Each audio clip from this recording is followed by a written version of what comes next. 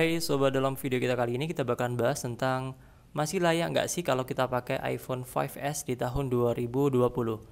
Ya, iPhone 5s adalah iPhone keluaran tahun 2013 dan iPhone 5s ini adalah generasi pertama yang menggunakan Touch ID. Jadi iPhone 5s adalah lanjutan dari iPhone 5 series yang mana masih belum menggunakan Touch ID atau fingerprint. Dan iPhone 5s ini iPhone pertama seperti yang saya bilang tadi yang menggunakan fitur fingerprint.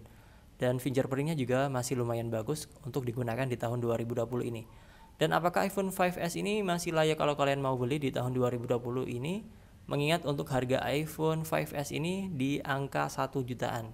Bisa 1,5 juta atau di bawah angka 1 juta. Tergantung kondisi dan juga performa iPhone-nya. Dan ini adalah iPhone SE yang keluaran iBox, tentu harganya sedikit lebih mahal dikit ya kalau keluaran iBox dibandingkan yang X internasional. Dan tentu di bagian bawahnya masih lengkap banget, ada port audio jack dan juga lightning. Dan di tahun 2020 ini untuk port audio jack itu langka banget. Port audio jack itu baru dihilangkan di generasi iPhone 7. Dan di iPhone SE generasi kedua ini juga nggak ada port audio jacknya. Dan kalau kalian menggunakan iPhone 5s ini di tahun 2020, ya sebagai contoh saja kalau kalian baru pindah dari Android ke iPhone, ini masih worth it dengan harga segitu ya. Harga sejutaan dapat iPhone yang sekilas seperti ini. Cuman iPhone 5s ini seperti yang kalian tahu, prosesornya adalah prosesor 7 tahun yang lalu. Dan iPhone 5s ini masih menggunakan RAM 1 GB. Tapi secara hand grip untuk iPhone 5s ini enak banget kalau kita pegang. Kita gunakan dan lain sebagainya untuk telepon dan lain sebagainya masih enak. Cuman akan sedikit terasa pada saat kalian buka aplikasi, itu akan sedikit agak delay, agak lama sedikit ya. Dan di sini untuk segi spesifikasi dari iPhone 5s ini masih menggunakan Apple A7. Dan yang saya gunakan ini masih menggunakan internal 16 GB.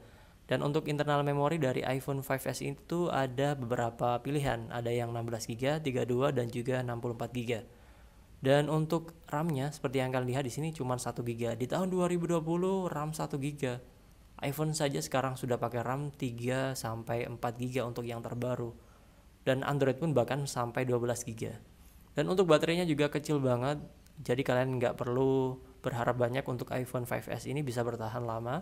Karena baterainya cuma 1500-an mAh saja. Karena bodinya kecil dan tipis. Tentu kalian harus terima kalau iPhone ini punya baterai yang kecil. Dan untuk di tahun 2020 ini, kalau menurut saya pribadi, kalau kalian yang memang kebutuhannya cuma untuk telepon, SMS, balas WhatsApp, kemudian Instastory, Facebook, kemudian YouTubean, ini masih worth it banget. Dan karena bodinya kecil, ini enak banget di saku. Dan iPhone 5s ini juga cocok banget kalau kalian mau gunakan sebagai iPod Touch yang versi murahnya. Kalau iPod Touch versi mahal kan yang harganya masih di angka 2 jutaan ke atas. Sedangkan untuk iPhone 5s ini bisa di angka 1 jutaan, bisa digunakan sebagai iPod Touch yang masih bisa kita gunakan sebagai HP untuk telepon, SMS, balas WhatsApp, dan untuk ambil foto ataupun video ini masih enak banget. Tapi untuk kualitasnya ya standar lah, kualitas HP 7 tahun yang lalu, tapi nggak jelek-jelek amat kok untuk kualitas video dan juga fotonya. Dan untuk saran saya pribadi, kalau kalian budgetnya yang 1 juta ke bawah ya iPhone ini masih worth it banget. Tapi kalau kan budgetnya sedikit lebih banyak, kan bisa pilih opsi iPhone SE generasi yang pertama. Yang bisa kalian lihat di sini untuk warna space gray, ini harganya di range di atasnya yaitu 1 juta sampai 2 jutaan. Dari segi ukuran, body dan lain sebagainya itu sama persis. Cuman fiturnya saja dan juga jeroannya saja yang berbeda satu sama lain. Dan kalau kalian punya budget di angka 3 juta sampai 4 juta, lebih baik kalian pilih iPhone 7 untuk di tahun 2020 ini. Dan untuk di range harga 4 juta sampai 5 juta, kan bisa pilih iPhone 8. Dan kalau kalian punya budget lebih tinggi lagi, kalian bisa pilih untuk opsi iPhone SE generasi kedua, yang tentu dengan prosesor yang lebih tinggi, tapi harganya juga lebih mahal.